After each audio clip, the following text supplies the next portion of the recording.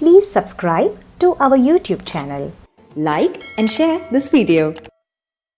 శ్రీ మహాగణాధిపతయే నమః. ఐం మహాసరస్వత్యై నమః. శ్రీ గురుభ్యో నమః. లక్ష్మీం తనోతు నితరాం ఇతరానపేక్షం అంఘ్రిద్వయం నిగమశాఖిశిఖా ప్రవాళం హైరంబమంబురుహడంబరచౌర్యనిఘ్నం విఘ్నాద్రిభేదశతధారధురంధరం నః.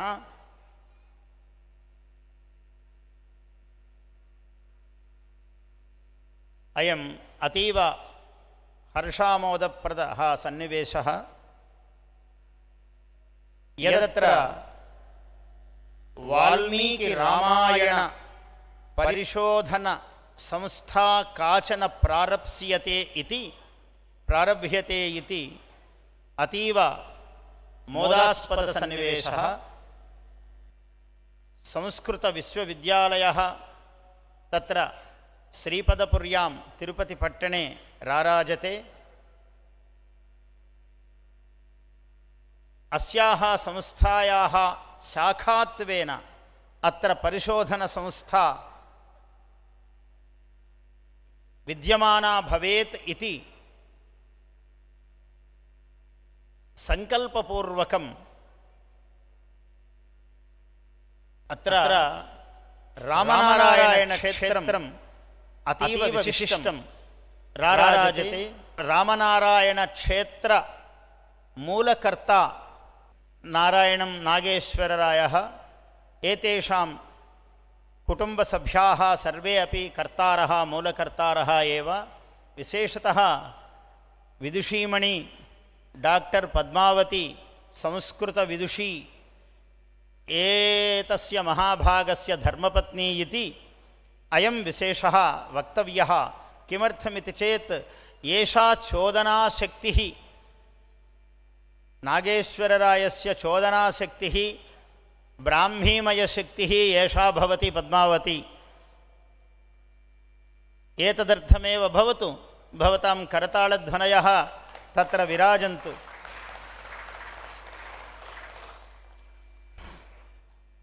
చాలా అద్భుతమైనటువంటి సన్నివేశం ఇది.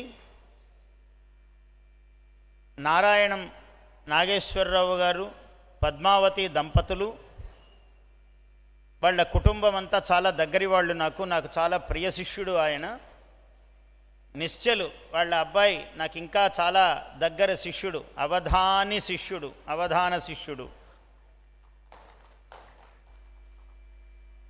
ఆ రోజులలో అబాకస్ అన్నది చాలామందికి పరిచయము లేని నాడు చాలామందికి పరిచయము చేసినటువంటి మొట్టమొదటి వ్యక్తి నిశ్చల్. నాకు ప్రియ శిష్యుడు. ఆ రోజుల్లో మహాద్భుతంగా రవీంద్ర భారతిలో ఒక చాలా గొప్ప సభ చేశాం. నిశ్చలు ఆ అవధానం నిర్వహించాడు ఆనాడు. అప్పటి నుంచి అంతకు ముందు నుంచి కూడా నాకు నాగేశ్వరరావు గారి కుటుంబము చాలా దగ్గరి కుటుంబము. ఇది ఎంత గొప్పది అంటే తిరుపతిలో సంస్కృత విశ్వవిద్యాలయము నేనక్కడ చదువుకున్నాను. దాని వయస్సు 64 సంవత్సరాలు. నేను ప్రథమ దశ నుంచి ఎరుగుదును. ఎప్పుడైతే మహానుభావులు ఎన్ఎస్ఆర్ తాతాచార్య గారని షట్శాస్త్ర పండితుడు, ఆయన చూస్తేనే చాలు, అటువంటి మహానుభావుడు ఆనాడు దానికి అధిపతిగా ఉన్నారు. అప్పటికింకా అది పూర్ణ విశ్వవిద్యాలయం కాలేదు. అప్పుడు ఎండి బాలసుబ్రహ్మణ్యం గారు ఉండేవాడు, చాలా గొప్ప విద్వాంసుడు. ఆ తర్వాత రఘునాథాచార్య. ప్రతి వ్యక్తిని నేను ఎరుగుదును. అక్కడ నేను విద్యార్థిని, తిరుపతిలోనే చదువుకున్నాను నేను. అందువల్ల నాకు దాని యొక్క మూలము నుంచి తెలుసు. అటువంటి విశ్వవిద్యాలయానికి ఒక శాఖగా ఇది ఉత్తరానికి ప్రారంభం. నేను నాగేశ్వరరావుతో చెప్తూ ఉన్నాను ఇప్పుడే, నాయన ఇది ఉత్తరము వైపు వ్యాపించటం అన్నది ఎప్పుడూ కూడా శోభ, అది అభ్యుదయ హేతువు. తిరుపతి పట్టణంలో విశ్వవిద్యాలయం ఉన్నది అంటే ఈ ఉత్తరాంధ్రకు ఎవరు తీసుకురావాలి, ఎవరి వల్ల సాధ్యం కావాలి? ఇదిగో నారాయణం నాగేశ్వరరావు గారు దంపతులు, వాళ్ళ వల్లనే సాధ్యమైంది. ఇది అలాగే కావాలి. కారణం ఏమిటంటే ఇది ఒక అద్భుతమైన సన్నివేశం కూడా. ఇప్పుడు అక్కడ జిఎస్ఆర్ కృష్ణమూర్తి గారు కులపతిగా వైస్ ఛాన్సలర్గా ఉన్నారు. ఆయన ఎంత పరిపాలనా దక్షుడో అంత మహాకవి. ఆయన వాల్మీకి సదృశుడైనటువంటి మహాకవి కృష్ణమూర్తి గారు. అటువంటి కృష్ణమూర్తి గారు పరమ సౌజన్యశీలి, నాకు చాలా అంతరంగ మిత్రము ఆయన. సరే, ఆయన మీ ఆశీర్వచనం అంటుంటాడు, అదే ఆయన సహృదయము, నాకు చాలా హృదయంగమమైన మిత్రము ఆయన. అటువంటి మహానుభావుడు అక్కడ వైస్ ఛాన్సలర్గా ఉండగా నాగేశ్వరరావు గారు ఈ ప్రయత్నం చెయ్యటము, అది ఈ ఉత్తరాంధ్రకు వ్యాపించటం అన్నది ఒక అద్భుతమైనటువంటి గగనాత్ చంద్రద్యుతిరివ, ఆకాశము నుంచి వెన్నెల ప్రసరించినట్లుగా ఇక్కడికి ఈ వెన్నెల చాంద్రీ జ్యోత్స్న ఈ ఉత్తరాంధ్రకు ప్రసరించటం అన్నది.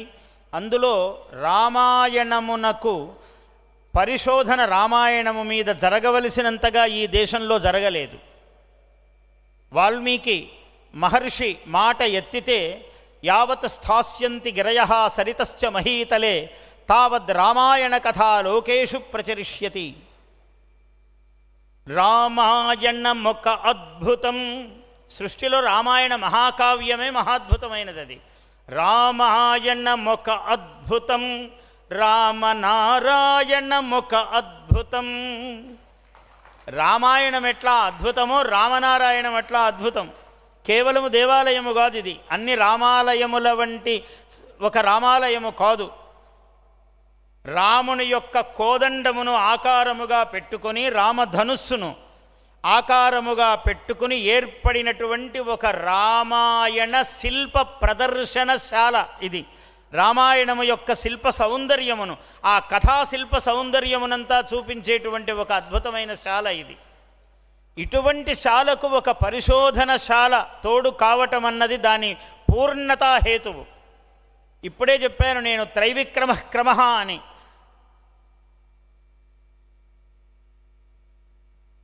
మూడడుగులు మహావిష్ణువు వ్యాపించాడు.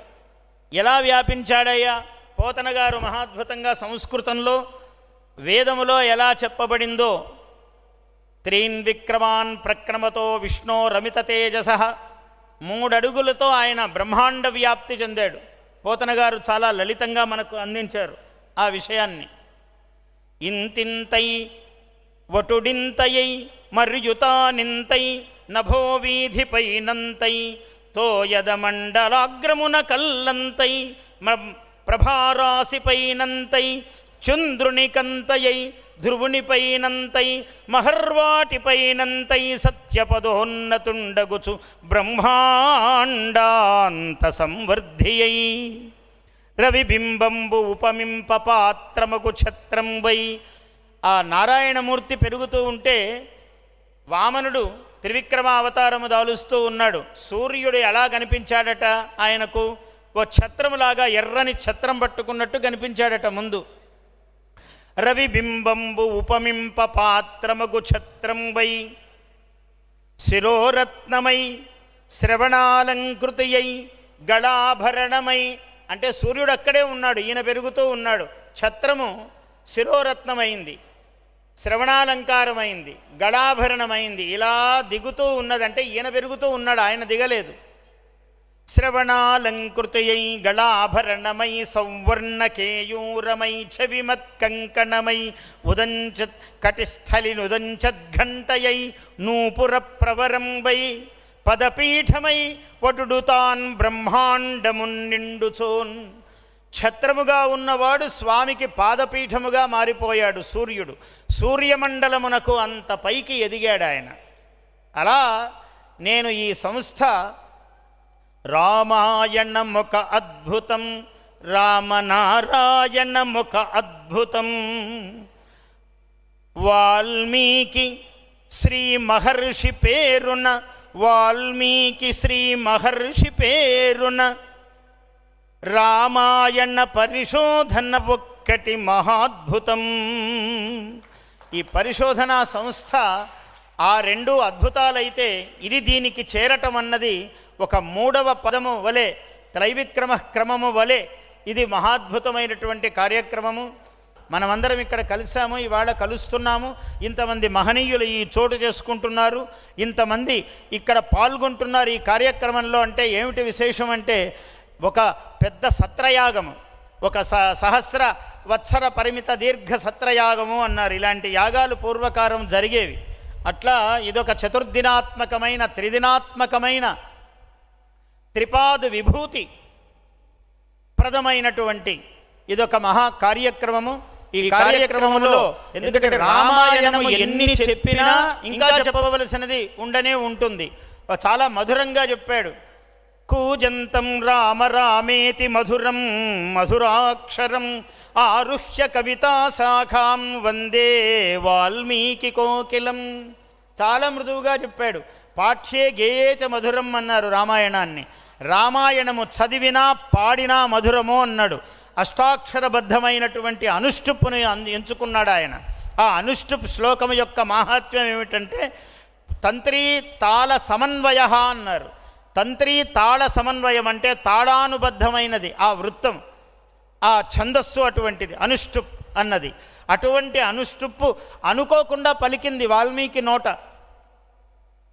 ఆయనేమి సంకల్పించి ఇలా రాయాలి అనుకుని రాయలేదు. ఒక శ్లోకం, శోకశ్లోకత్వమాగత, ఒక కష్టాన్ని చూశాడు. ఓ జంట పక్షులు, ఒక పక్షి ఇది అయిపోతే ఇంకొక పక్షి తల్లడిల్లుతూ దాని చుట్టూ తిరుగుతున్నది. ఆ దుఃఖ సన్నివేశాన్ని చూసి తమసా నది నుంచి అకర్దమవిదం తీర్థం భరద్వాజ నిశామయ అన్నాడు శిష్యుడితో. అయ్యా, ఈ నీరు అకర్దమం బురద లేకుండా ఎంత బాగా ఉన్నది అని అన్నాడు. అందుకనే ఈ రామాయణ ఈ పరిశోధనా సంస్థ ప్రారంభ ఉత్సవం కూడా శరత్కాలము తెల్లవారితే అనగా 3 రోజుల ముందు భాద్రపదములో భద్ర పదము ఇక్కడ మొదలుపెట్టారు నాగేశ్వరరావు గారు. ఈ సన్నివేశాన్ని కూడా నేను కీర్తిస్తున్నాను. చాలా గొప్ప సన్నివేశం ఇది. భద్ర పదము అంటే గణపతికి సంబంధించినటువంటి మాసము. భద్రమైన శుభాస్పదమైనటువంటి పదము అడుగు ముందుకు పడుతూ ఉన్నది ఈ భద్రపదం. ఇంకొక గొప్ప విషయం, మనం ఏ శుభకార్యము చేయాలన్నా పితృకార్యము చాలా ముఖ్యము.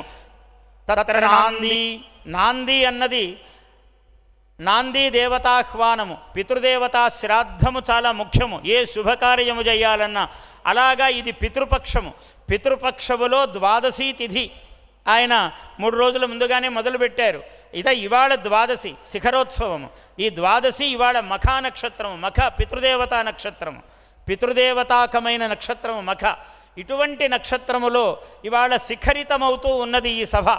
ఇది శిఖరితము అంటే అమ్మవారి పాద నూపుర ముఖరితము, ఇటువంటి నాదము ఇవాళ. ఇట్లాంటి సన్నివేశములో ఈ కార్యక్రమం జరుగుతూ ఉన్నది. అలా వాల్మీకి మహర్షి, వాల్మీకి కవి కోకిలయ్యి ఆయన కూశాడు, మధురంగా చెప్పాడు. అలా వినకపోతే ఇంకో మార్గములో వేదములాగా శాసనముతో చెప్పాడు. వాల్మీకేర్మునిసింహస్య కవితావనచారిణ శృణ్వన్ రామకథానాదం కోనయాతి పరాం గతిం. వాల్మీకి మునిసింహస్య నాదం శ్రుత్వా పరాం గతిం కో నోపయాతి. ఎవడు ఆ పర శ్రేష్టమైన గతిని చెందడు. ఆ నాదమే భీషణమైనది, శాసకమైనది. యద్వేదాత్ ప్రభు సంహితాత్ అధిగతం శబ్దప్రధానాచ్చిరం అన్నాడు. కాబట్టి వేదము రామాయణం సాక్షాత్ రామాయణాత్మన, వేద ప్రాచేతసాత్ ఆసీత్ సాక్షాత్ రామాయణాత్మన అన్నారు. వేదమే రామాయణముగా అవతరించినది అన్నారు. వాల్మీకి బ్రహ్మ సదృశుడైనటువంటి మహాకవి. అందుకనే ఆయనకు ఒక శ్లోకము నోటు వెంట వస్తే ఆ శోకమే శ్లోకమైనది. శోక అని ఉన్న చోట లోకము తోడైనది, లకారము తోడయ్యేటప్పటికీ లక్ష్మీ పూర్ణమైనది, అది శ్లోక అయినది. ఇదం కీర్తనీయో వా నవా అని సందేహం వచ్చింది. అయం శ్లోకో భవతి వా నవా అని సందేహం వచ్చింది వాల్మీకి మహర్షికి. నారదుల వారిని కోరారు. సందేహమును ఎప్పుడూ తీర్చేవాడే నారదుడు. మన సినిమాల్లో లాగా ఏదో అటు ఇటు తంటాల మారి కాదు నారదుడు. నారం జ్ఞానం దదాతి ఇది నారద, జ్ఞానమును ప్రసాదించేవాడు నారదుడు. అటువంటి నారదుణ్ణి ప్రార్థించాడు. నారదుడు వచ్చాడు. వచ్చిన తర్వాత నువ్వు బ్రహ్మోపాసనం చేయవయ్యా అన్నాడు. చతుర్ముఖ బ్రహ్మను ఉపాసనం చేశాడు ఆయన బ్రహ్మాదేవానాం పదవీ కవీనాం అని ప్రార్థించాడు. వచ్చాడు బ్రహ్మదేవుడు. ఏం కావాలి నాయన అన్నాడు. అంటే ఇది శ్లోకం అవునా కాదా, నా నోటిలో ఒక అక్షరము ప్రసరించింది స్వామి, ఇది ఏమిటి అని అడిగాడు. నిజానికి అది శాపప్రాయముగా ఉన్నది. ఆ శ్లోకము చూస్తే మా నిషాద ప్రతిష్టాంత్వమగమ శాశ్వతీ సమాహ యత్ క్రౌంచ మిథునాత్ ఏకం అవధీహి కామమోహితం. ఒరే బోయవాడ, నీకు శాశ్వతమైన సుఖము రాదు. కామమోహితమైన జంట పక్షులలో మగపక్షిని నీవు కొట్టి సంహరించినావు కదా, నీకు శాశ్వతత్వము రాదు. వాల్మీకి కావ్యములకే మొట్టమొదటి కావ్యము లోకములో, అటువంటి అసలు సారస్వతమునకే ఆది. ఇటువంటిది శాపాక్షరం అయితే గొప్ప అవుతుందా ఎప్పుడైనా? అలా కాదు. మానిషాద మా అస్మిన్ నిషీదతి ఇది మానిషాద అయం శ్రీనివాస మానిషాద ప్రతిష్టాంత్వమగమ త్వమేవ ప్రతిష్టాం ఉపగచ్చసి. నీవే ప్రతిష్టను పొందుతున్నావు. ఇంకొక మార్గం ఇంకొకరికి సాధ్యము కాదు ఇది. యత్ క్రౌంచ మిథునాత్ క్రౌంచ ద్వీపాద్ ఏకః రాక్షసః అస్తి కశ్చన కామమోహితః తమ అవధీహి ఇతి. అటువంటి వాడిని సంహరించవు. రావణుడు అనే కామమోహితుడైన ఒక పక్షిని, ఆ పక్షి ద్విజః అయం ద్విజన్మ, అటువంటి పక్షిని నీవు సంహరించావు. కాబట్టి ఓ మానిషాద, ఓ శ్రీనివాస, నీ చరిత్రము శాశ్వతమవుతుంది, లోక గేయము జేగీయమానమవుతుంది అని అందులో ఉన్నది అర్థం. మచ్ఛందసాత్ ఏవతే బ్రహ్మన్ ప్రవృత్తేయం సరస్వతి అన్నాడు బ్రహ్మదేవుడు. ఓ బ్రహ్మ, ఓ సృష్టికర్త, నీవు నా వంటి వాడివి. నీవు నా అనుగ్రహము చేతనే నీ నోటి వెంట ఈ సరస్వతి ప్రసరించినది అని వాల్మీకి మహర్షికి ఆనతి ఇచ్చాడు మహానుభావుడైనటువంటి బ్రహ్మ. అక్కడి నుంచి రామాయణం ప్రారంభమైంది. అటువంటి రామాయణం మీద అనేక సన్నివేశాలలో వైజ్ఞానికముగా, ఆధ్యాత్మికముగా, భౌగోళికముగా, ఈ ఆచారపరముగా, ఒక ధర్మ ప్రతిష్టాపనాపరముగా రామాయణము శతముఖీనము, బహుముఖీనము, అనంతముఖీనము రామాయణము యొక్క ప్రతిభ. అటువంటి రామాయణము మీద ఈ దేశములో జరగవలసినంత పరిశోధన జరగలేదు. ఇంకా ఇప్పటికీ ఎన్ని మణులు తీయండి సముద్రము నుంచి, ఇంకా మణులు ఉన్నాయి. సముద్రంలో మణులకు కొరత ఏమున్నది? ఎన్ని మణులు బయటికి తీసినా అది సముద్రము. కాబట్టి అటువంటి రామాయణము మీద ఒక సమగ్రమైన పరిశోధన జరగవలసిన ఆవశ్యకత చాలా ఉన్నది ఈ ప్రపంచంలో. దానిని గుర్తించి నాగేశ్వరరావు గారు ఈ కార్యక్రమానికి శ్రీకారము చుట్టడము, ఇక్కడ ఈ చోటును ఒక పరిశోధనా సంస్థకు ఒక ఆశ్రయము చేయటం అన్నది ఒక అద్భుతమైనటువంటి విషయము. ఎన్నో చోట్లుంటాయి, కొన్ని లక్షల కోట్ల ఎకరాలు ఈ భూమండలము.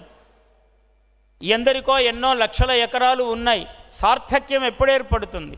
వాటికి ఎట్లా సార్థకత రావాలి? ఎవరి వలన సార్థకత ఏర్పడాలి? ఎవరి భూమికి ఆ పవిత్రత ఏర్పడాలి?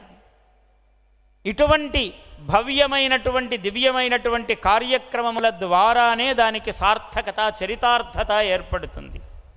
అందువల్ల ఈ కార్యము ఇక్కడ జరుగుతూ ఉండడం, ఇవాళ ప్రారంభించటం అన్నది ఎన్నో విధాలుగా మహామహా విద్వాంసులందరూ రావాలి. గొప్ప విద్వత్క్షేత్రం అవుతుంది ఇది. కేవలం సామాన్య భక్తులు ఎంత ముఖ్యమో విద్వాంసులు కూడా అంత ముఖ్యము. ఒక వేద విద్వాంసుడు ఆ వేదము ముందే ఇక్కడ స్థాపించాడు ఆయన. ఆ వేద విజ్ఞాన పీఠమును స్థాపించాడు ఇక్కడ.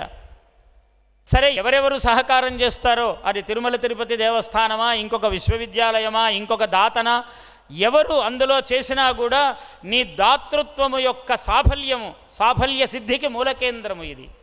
ఎవరు సహకరించినా ఏం చెయ్యాలి? అమృతాహరణానికి గరుత్మంతుడు బయలుదేరితే ఎవడు ఏ చిన్న ఉపకారము చేసినా వాడికి ఆ పుణ్యము లభిస్తుంది. ప్రతివాడు అమృతము తీసుకురాలేడు. స్వర్గమునకు వెళ్ళి గరుత్మంతుడు పుట్టాడు, భారతంలో వర్ణిస్తాడు.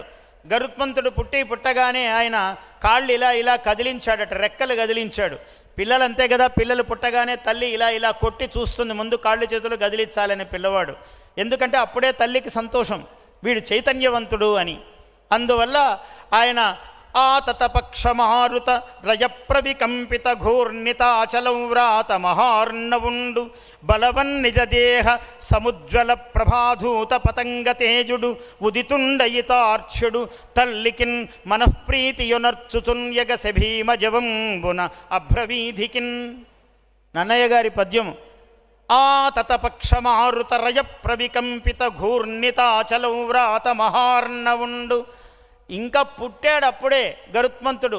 పుట్టగానే దానినే ఆతత పక్షము అన్నాడు. ఎంతో విశాలమైన పక్షములు అన్నాడు. పిల్లవాడికి ఇంకా చిన్న రెక్కలే కానీ అవే సువిశాలం అన్నాడు. ఒక్కసారి ఇలా అన్నాడంట.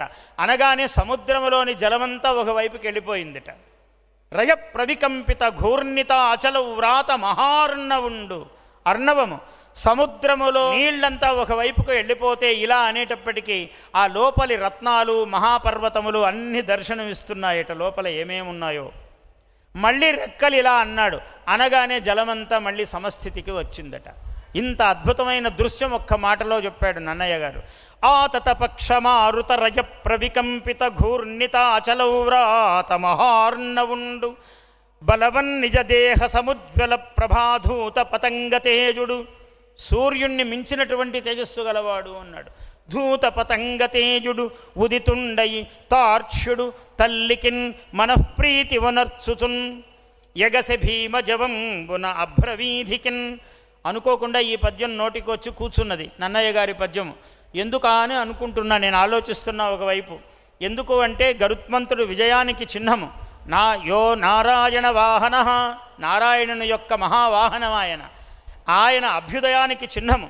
ద్విజము అంటే పక్షి. ద్విజులు బ్రాహ్మణోత్తములు. ద్విజులు అంటే జ్ఞానులు. అందరూ ఉండవలసినటువంటి చోటు ఇది. పరిశోధకులు అంటే ఎవరు? అందరూ జ్ఞానులు. జ్ఞానినాం సమజ్య పరిషత్ ఇయం. జ్ఞానవంతుల యొక్క సమావేశము, ఒక విద్వత్ పరిషత్ ఇది కాబోతున్నది ఈ స్థానం. అందువల్ల గరుత్మంతుడు ద్విజరాట్. ఆయన ద్విజులకెల్లా ద్విజం అంటే పక్షి, ద్విజుడు అంటే బ్రాహ్మణుడు అంటే జ్ఞాని. కాబట్టి ఈ రెండు సమన్వయం. ఇది ఎలా ఆ పక్షి అయితే అమృత సాధనము చేసిందో, అమృతాహరణము దేవేంద్రుడి దగ్గర నుంచి స్వర్గలోకము నుంచి అమృతాధిపతి నుంచి అమృతమును అమృత కలశమును భూమండలమునకు తీసుకువచ్చిందో, ఈ వాల్మీకి రామాయణ పరిశోధనా సంస్థ అటువంటి ఒక అమృత కలశాయమానమైనటువంటి జ్ఞాన భాండాగారమును, జ్ఞాన కలశమును, జ్ఞాన కుంభమును, జ్ఞానపూర్ణ కుంభమును పైకి తీయాలి అని నేను ఆశీర్వచనం పలుకుతూ ఉన్నాను. అందువల్ల గరుత్మంతుని యొక్క స్తుతి, ఆయన జయ చిహ్నము, జ్ఞాన చిహ్నము అయి ఈ పరిశోధనా సంస్థ వెలగాలి అని, ఈ సంస్థ సర్వ విద్వజ్జన గేయము కావాలని, ప్రపంచములో ఎంతో గొప్ప ప్రపంచానికి జ్ఞానము అందించవలసిన అనేక సన్నివేశాల్లో ఎన్నో విషయాలు చెప్పారు రామాయణంలో. ఒక సుగ్రీవుడు అసలు ఎలా వెళ్ళాలి, నువ్వు వెళితే ఏమేమి, ఏ దిశలో ఏమి ఎదురవుతాయనే విషయాలు అనేకము చెప్పాడు. ఇప్పటికీ ఇదం ఇత్తం అని తీర్చలేకుండా ఉన్నారు. ఇప్పుడు ఉన్నటువంటి శ్రీలంకయే లంక అన్నారు.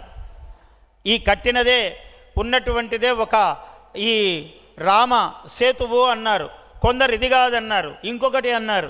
ఇలాంటి సందేహాలు 1,000,000 ఉన్నాయి రామాయణంలో. ఈ పరిశోధన సంస్థ ఇటువంటి సందేహాలకు సమాధానం చెప్పవలసి ఉన్నది. ఒక అద్భుతమైన నిర్ధారణ చేయవలసి ఉన్నది. ఇటువంటి సంస్థ ఇక్కడ ఏర్పడటము, నిరంతరము దర్శనము చేసి తరించడానికి ఆయన దీని యొక్క పెట్టడమే రామధనుస్సుని ఇక్కడ పెట్టాడు. ఈ ఒక్క మాట చెప్పి నా ప్రసంగమును ఉపసంహరిస్తాను. ఎందుకంటే ఈ ధనుస్సు ఒక రామే బాహుబలం వివృణ్వతి రణే వామో అబ్రవీత దక్షిణం అన్నాడు. ఒక చమత్కార శ్లోకం ఒక మహాకవి దర్శనం చేశాడు. రాముడు యుద్ధరంగంలో తన బాహు పరాక్రమమును చూపిస్తూ ఉన్నాడట. రాముడి వంటి ధానుష్కుడు లేడు ప్రపంచంలో, భూమండలములో. రామ బాణము రామోద్విర్నాభిభాషతే న శరం. రెండు బాణములు వేయడు రాముడు ఎప్పుడు. 2 మాటలు ఎప్పుడు మాట్లాడాడు రాముడు. ఒక బాణమే, ఒకే మాట. ఒకసారి మాట్లాడాడంటే రాముడు రెండవసారి ఏమండి అప్పుడు అలా అన్నారు కదా మళ్ళీ అని ఇంకొకటి అనే అవసరం లేదు ఆయన రాముడు కాబట్టి. ద్విర్నాభిభాషతే ఆయన రెండు మాట్లాడడు, రెండవ బాణము వెయ్యడు, ఒక బాణముతోనే కార్యసిద్ధి కావాలి. అటువంటి వాడు రాముడు. ఆయన ధనుస్సుకు అంత ప్రత్యేకత ఉన్నది, ఆ కోదండమునకు. అలా ఆయన కోదండమును సారిస్తున్నాడట. ఇలా పట్టుకుని దాని నారిని ఇలా చెవిదాకా ఆకర్ణాంతము లాగాడట బాణము సంధించడానికి. ఈ ఎడమ చెయ్యి కుడి చేత్తో అన్నదట, రామే బాహుబలం వివృణ్వతి రణే వామోబ్రవీత దక్షిణం. ఈ ఎడమ చెయ్యి కుడి చేత్తో అన్నదట, భోగే కర్మణి భోజనే చపురతో యుద్ధే కథం లజ్జసే. ఏమయ్యా కుడి చెయ్యి, నువ్వు ఏ భోగము చందనము తాంబూలము అందుకోవడానికి ముందు పోతావు, భోజనానికి నువ్వే ముందుంటావు తినడానికి. కానీ యుద్ధం వచ్చేటప్పటికి నన్ను ముందుకు దోసి నువ్వు వెనక్కి పోయావు, ఏమన్నా న్యాయంగా ఉందా, నీకు కొంచెం సిగ్గనిపించటం లేదా అన్నదట. నిజానికి అక్కడ ఉన్న స్థితిని కవి చమత్కారంగా వర్ణిస్తున్నాడు. భోగే కర్మణి భోజనే చపురతో యుద్ధే కథం లజ్జసే. ఏంటయ్యా ఇలాంటి పని చేసావు అంటే, సోప్యన్యం పునరబ్రవీత్. అప్పుడు ఈ కుడి చెయ్యి ఎడమ చేత్తో అంటుందట, నహి నహి, అలా కాదయ్యా అన్నాడు. నహి నహి ప్రష్టుం జగత్స్వామినం. చెవిదాకా ఎందుకు పోయానంటే, వెనక్కి ఆ స్వామిని అడుగుదామని నేను ఒక ప్రశ్న వేద్దామని వెళ్ళాను చెవి దగ్గరికి.